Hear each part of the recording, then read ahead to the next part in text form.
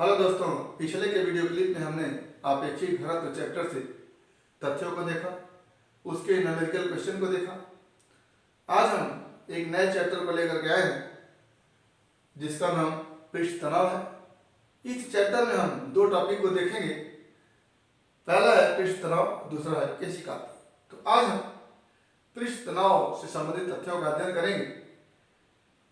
तो पिछले के चैप्टरों में हमने द्रव से संबंधित कुछ तथ्यों को देखा, जिसमें द्रव के अंदर किसी बिंदु पर द्रव दाब कितना होता है,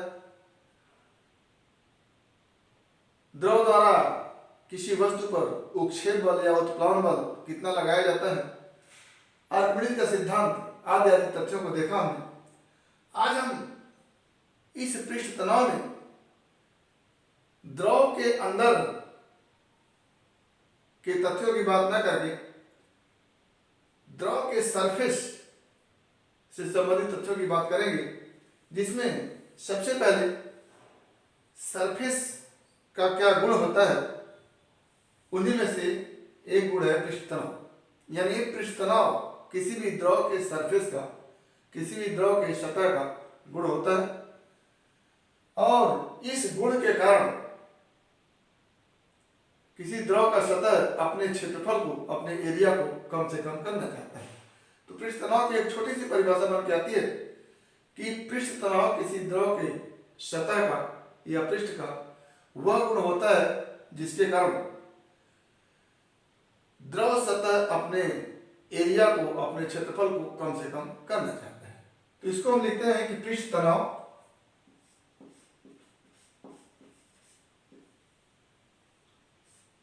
किसी द्रव के सतह, आप पृष्ठ लिख सकते हैं, पृष्ठ का वह गुण होता है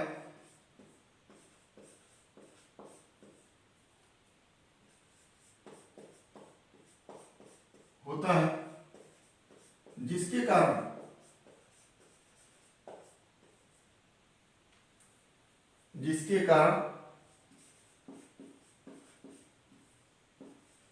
द्रव अपने पृष्ठ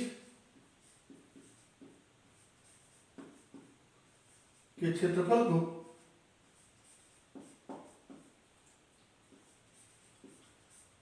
कम से कम मिनिमम करना चाहते हैं।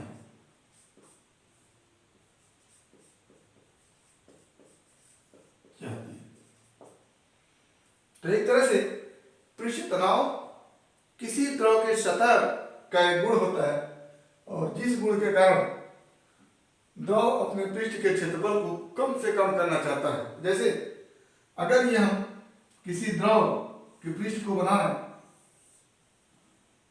ये द्रव का पृष्ठ है,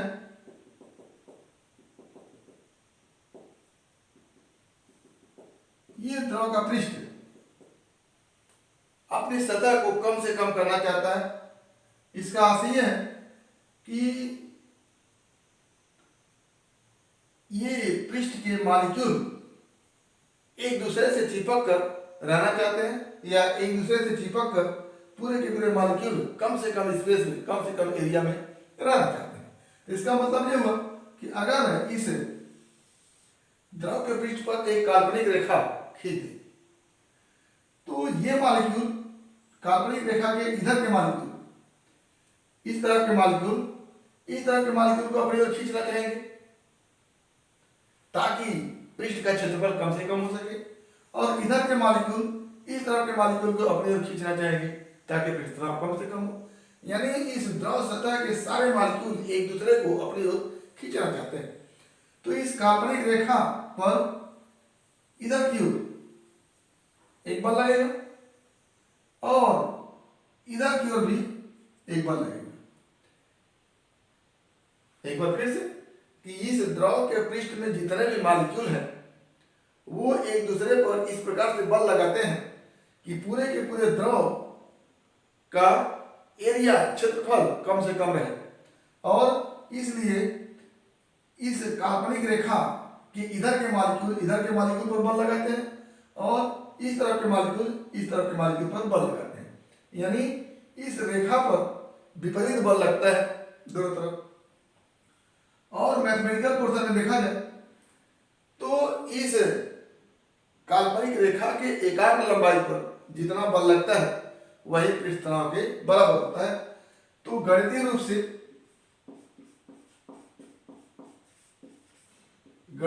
से देखा जाए तो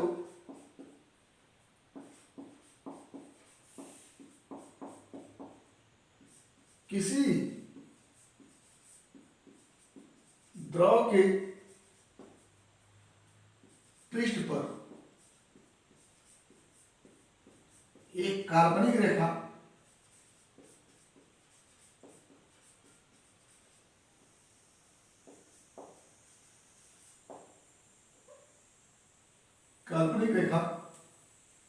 खींची जाए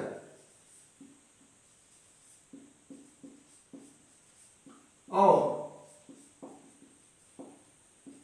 इस रेखा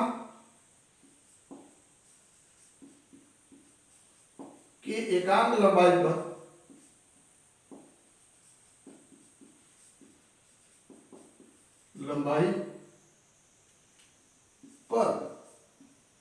सतह के मॉलिक्यूल द्वारा, सतह के अणु द्वारा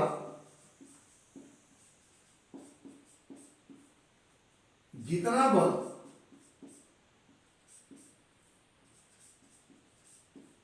लगाया जाता है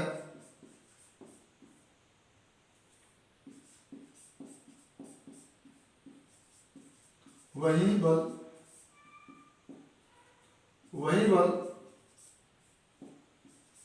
पृष्ठ तनाव होता है।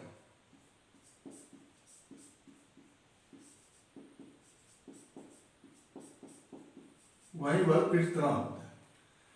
तो पहला पृष्ठ तनाव की परिभाषा तो यह होगी कि पृष्ठ तनाव किसी भी द्रव के सतह का वह गुण होता है जिसके कारण द्रव अपने पृष्ठ के क्षेत्रफल को कम से कम करना चाहती है। कम से कम करना का मतलब अपने पृष्ठ के क्षेत्रफल को सीमित करना चाहती है। तो यही गुण क्या कहलाता है? द्रव का पृष्ठ तनाव कहलाता है। और दूसरा, अगर गणितीय रूप से देखा जाए तो किसी द्रव के पृष्ठ पर एक काल्पनिक रेखा खींची जाए और द्रव अपने पृष्ठ के क्षेत्रफल को कम करना चाहता है, तो हर मॉलिक्यूल अपने पड़ोसी मॉलिक्यूल को क्या करेगा? खींचेगा, चिपकाए रखने का प्रयास करेगा। तो ऐसी स्थिति में इस काल्पनिक रेखा की एक तरफ के मॉलिक्यूल दूसरे तरफ के मॉलिक्यूल खींचते हैं और दूसरे तरफ के मॉलिक्यूल पहले तरफ के मॉलिक्यूल को खींचते हैं, यानी पूरे के पूरे काल्पनिक लाइन पर बल लगता है। और इस काल्पनिक रेखा के एकांक लंबाई पर जो बल लगता है उसी को हम क्या कहते हैं? उसी बल को क्या कहते हैं? पृष्ठ तनाव कहते हैं। यानी यदि L लंबाई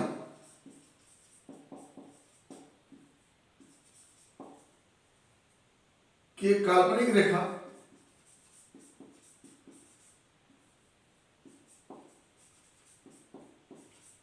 पर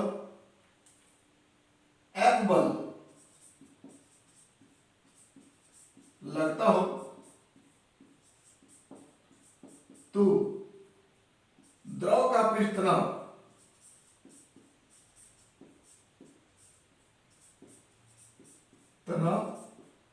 द्रव के पृष्ठ तनाव को T से लिखते हैं, तो T बराबर F बाई L, ये फॉर्मूला होता है। और अगर मात्रक की बात करें तो F का मात्रक न्यूटन और L का मात्रक मीटर, तो क्या हो जाता है? पृष्ठ तनाव का मात्रक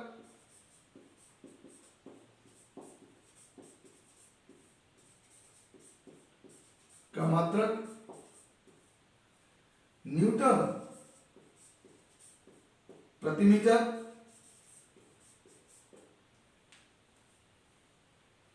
या इसी को हम लिख सकते हैं, न्यूटन को क्या लिखेंगे? किग्रा मीटर प्रति सेकेंड स्क्वायर बटे मीटर। ये हो जाता है किग्रा प्रति सेकेंड, किग्रा प्रति सेकेंड स्क्वायर। तो एक मात्रक ये भी हो जाता है। और बिंदु सूत्र क्या हो जाएगा, M L T minus two by L, क्या हो जाएगा, एम टी माइनस टू। ये बिंदु सूत्र हो गया, बिंदु सूत्र। तो ये हमारा पृष्ठ तनाव की परिभाषा हो गई कि द्रव के पृष्ठ का वह गुण जिसके कारण द्रव अपने क्षेत्रफल को कम से कम करना चाहता है पृष्ठ तनाव कहलाता है। और दूसरा, यदि द्रव के पृष्ठ पर एक काल्पनिक रेखा खींचे तो अपने पृष्ठ को कम करने के लिए इस काल्पनिक रेखा पर द्रव के अणुओं द्वारा एकांक लंबाई पर जो बल लगाया जाता है वही बल क्या कहलाता है, द्रव का पृष्ठ तनाव कहलाता है। और पृष्ठ तनाव का फॉर्मूला T=F/L होता है। तो ये तो हमारा हो गया परिभाषा। आगे हम कुछ एग्जाम्पल को देखना चाहते हैं जो पृष्ठ तनाव के कारण होता है। इससे पहला एग्जाम्पल हमारा है उदाहरण नंबर 1, द्रव या जल की छोटी बूंद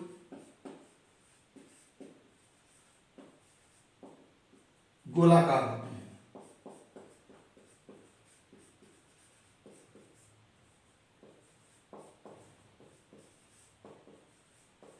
क्या होती है, पृष्ठ तनाव के कारण। कैसे, ये हमारा टेबल है और इस पर हम ये द्रव की बूंद रख रहे हैं। एक चीज को आपको ध्यान देना है कि किसी भी द्रव का सतह पृष्ठ तनाव के कारण अपने एरिया को, अपने क्षेत्रफल को कम से कम करना चाहता है। तो अगर ये द्रव है और इसको स्वतंत्र अवस्था में रखा है तो ऐसी स्थिति में द्रव अपने बाहरी पृष्ठ को कम से कम करना चाहता है। ये समान मात्रा का द्रव है। अगर इसका दूसरा शेप दे, हम मान लेते हैं ये शेप हो जाए, तो इस शेप का बाहरी जो क्षेत्रफल होता है वो गोले की अपेक्षा अधिक होता है। तो इस शेप में नहीं होता, क्यों? क्योंकि द्रव अपने बाहरी पृष्ठ के क्षेत्रफल को कम से कम करना चाहती है। तो इन दोनों में अगर पृष्ठ का क्षेत्रफल गोले का कम है तो द्रव गोले के रूप में होना चाहिए, क्योंकि वो तो पृष्ठ तनाव कम से कम करना चाहती है। अगर कोनिकल फॉर्म में ले लें तो इसका भी पृष्ठ क्षेत्रफल गोले की अपेक्षा अधिक होता है। तो इन दोनों में से गोले के पृष्ठ के शेप को लेना चाहिए। कुल मिलाकर के हम कहते हैं कि अगर समान आयतन का या किसी फिक्स मात्रा के द्रव को लेते हैं तो उसमें चाहे जितना शेप बनाए, चाहे जितना आकार बनाए, सबसे कम पृष्ठ क्षेत्रफल गोले का होता है। और द्रव सबसे कम पृष्ठ क्षेत्रफल वाले आकार को बनाना चाहती है तो इसमें गोले को बनाएगी, क्योंकि गोले का ही पृष्ठ क्षेत्रफल क्या होता है, सबसे कम होता है। तो लिखेंगे कि चूंकि पृष्ठ तनाव के कारण द्रव का सतह अपने क्षेत्रफल को कम से कम करना चाहती है और सभी आकृतियों में गोले की आकृति का पृष्ठ क्षेत्रफल सबसे कम होता है, इसलिए द्रव अपने पृष्ठ के क्षेत्रफल को कम करने के लिए गोले की आकृति में हो जाता है। पहला एग्जांपल हो गया। दूसरा एग्जांपल,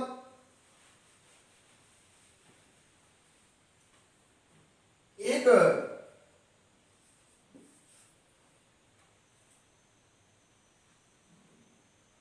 साबुन के घोल की झिल्ली हम लेते हैं, साबुन के घोल की झिल्ली लेते हैं इस तरह से,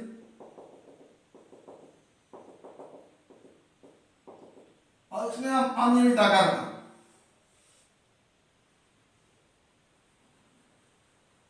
इसमें हम अनियमित आकार का एक धागे का रिंग लगा देते हैं। अंदर भी झिल्ली है और बाहर भी झिल्ली है। अब जब इस धागे के अंदर की झिल्ली को हम तोड़ते हैं सुई चुभो के, तो ये अंदर के धागे की आकृति जो होती है वो गोलाकार होती है इस तरह से। अब अंदर की झिल्ली को हमने तोड़ दिया तो ये धागे की जो अनियमित आकृति थी वो वृत्त अब वृत्ताकार आकृति में होने का कारण ये होता है कि अभी जब इस झिल्ली के ऊपर धागा अनियमित आकार का था तो इसके ऊपर लगने वाला बल पृष्ठ तनाव के कारण इधर की तरफ था और अंदर भी झिल्ली थी तो इधर की तरफ भी था। हर बिंदु पर पृष्ठ तनाव अंदर की तरफ और बाहर की तरफ दोनों तरफ था। लेकिन जब हम इस अंदर धागे के अंदर की झिल्ली को तोड़ देते हैं तो अंदर के सारे बल समाप्त हो जाते हैं और जब सारे बल समाप्त हो जाते हैं तो केवल बाहर के बल बचते हैं और बाहर के बल जब बचते हैं तो एक समान बल बाहर की तरफ लग रहा है पृष्ठ तनाव कारण। तो ऐसी स्थिति में जब इस धागे पर एक समान बल बाहर की ओर लग रहे होते हैं तो ये धागा किस रूप में हो जाता है, वृत्ताकार आकृति में हो जाता है। क्योंकि एक समान बल बाहर की ओर लग रहे हैं, एक समान बल लगने के कारण यह आकृति क्या हो जाती है, वृत्ताकार हो जाती है। तो दूसरा एग्जाम्पल हमारा है किसी साबुन के घोल पर धागे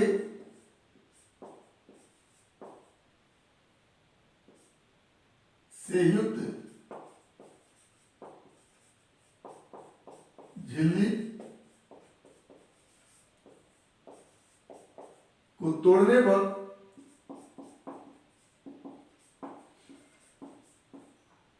धागे की आकृति वृत्ताकार हो जाती है।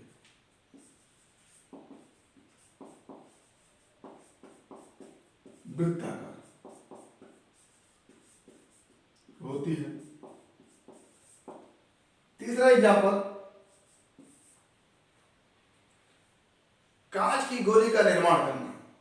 कांच की गोली गोलाकार कैसे बनती है? तो इस स्थिति में सबसे पहले कांच को पिघलाकर द्रव के रूप में लेते हैं और द्रव के रूप में लेने के बाद उसको जब छोटे छोटे बूंदों के रूप में ठंडा करते हैं तो चूंकि द्रव पृष्ठ तनाव कारण गोलाकार आकृति में होना चाहता है तो जब वो द्रव छोटे छोटे बूंद के रूप में होता है तो गोलाकार आकृति में होता है और उसको जल के अंदर गिरा देते हैं तो वही गोलाकार आकृति ठोस आकृति में बदल जाता है।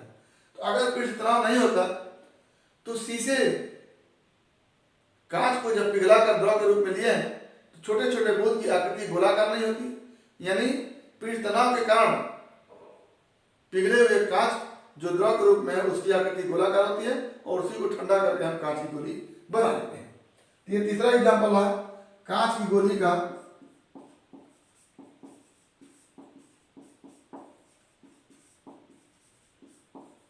गोलाकार होना, गोलाकार बनना। कैसे बनता है?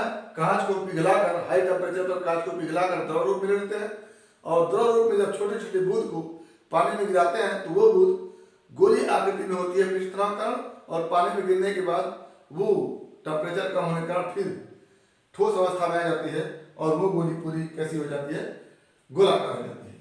चौथा एग्जाम्पल, कपड़े को धुलने के लिए साबुन का घोल उपयोग किया जाता है। कपड़े को धुलने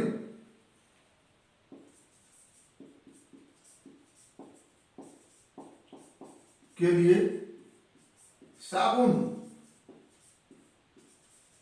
का घोल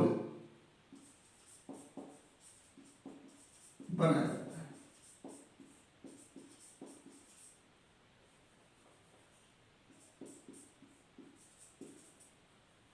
तो इसका कारण ये होता है कि जब जल में साबुन मिला करके उसका घोल बनाया जाता है, साबुन का घोल बनाने से कपड़े को धुलने के लिए साबुन का घोल बनाया जाता है। इसका कारण ये होता है कि जब जल में साबुन मिला देते हैं तो उसका पृष्ठ तनाव कम हो जाता है और जब पृष्ठ तनाव कम हो जाता है तो जल के मॉलिक्यूल एक दूसरे को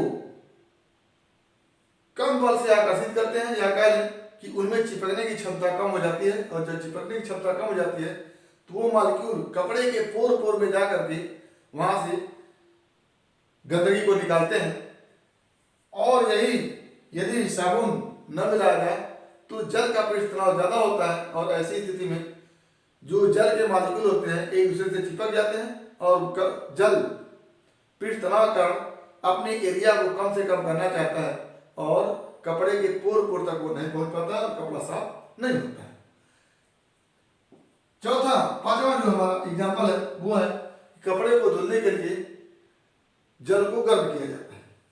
तो जल को गर्म करने से पृष्ठ तनाव कम हो जाता है, जैसा साबुन को मिलाने से पृष्ठ तनाव कम हो जाता है, उसी तरह से जल को गर्म करने से, जल का ताप बढ़ाने से पृष्ठ तनाव क्या हो जाता है, कम हो जाता है।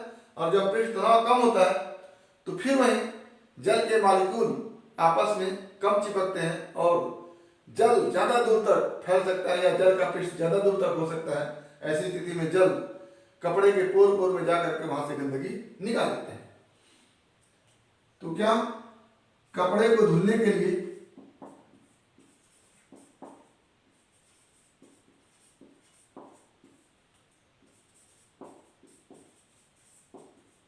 जल को गर्म किया जाता है।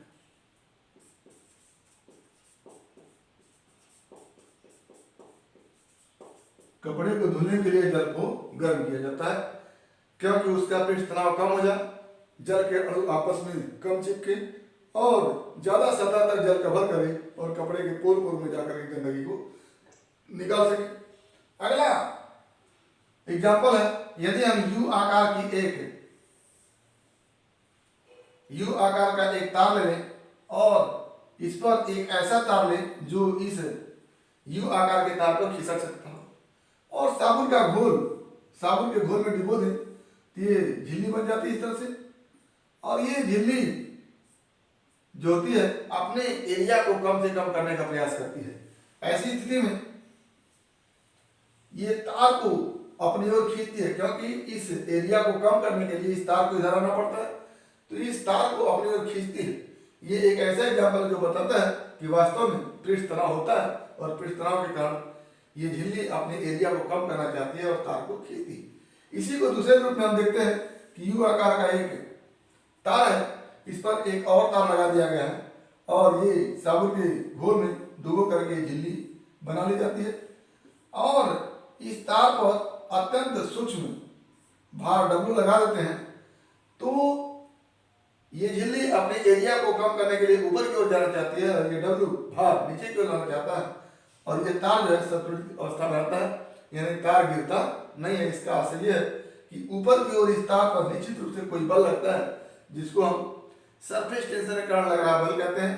तो पृष्ठ तनाव के कारण ऊपर की ओर बल लगता है, W के कारण नीचे की ओर बल लगता है, दोनों बल एक दूसरे क्या करते हैं, संतुलित करते हैं और इससे आभास होता है कि कोई बल है जो पृष्ठ तनाव के कारण लगा। ये सब एग्जाम्पल है जो ये साबित करते हैं कि पृष्ठ तनाव जल की सतह पर होता है। तो आगे हम इस पृष्ठ तनाव के बाद केशिकादि को देखेंगे। आज हमने पृष्ठ तनाव को देखा, उम्मीद करते हैं कि पृष्ठ तनाव संबंधित तथ्य आपको समझ में आए होंगे। इसमें अगर किसी प्रकार की समस्या होगी तो आप हमारे YouTube चैनल के कमेंट बॉक्स में कमेंट करके अपनी समस्या का समाधान करेंगे और यदि वीडियो क्लिप पसंद आए तो प्लीज लाइक करेंगे, शेयर करेंगे, साथ ही हमारे YouTube चैनल को सब्सक्राइब करेंगे ताकि इस तरह के वीडियो क्लिप का नोटिफिकेशन आपको मिलता रहे।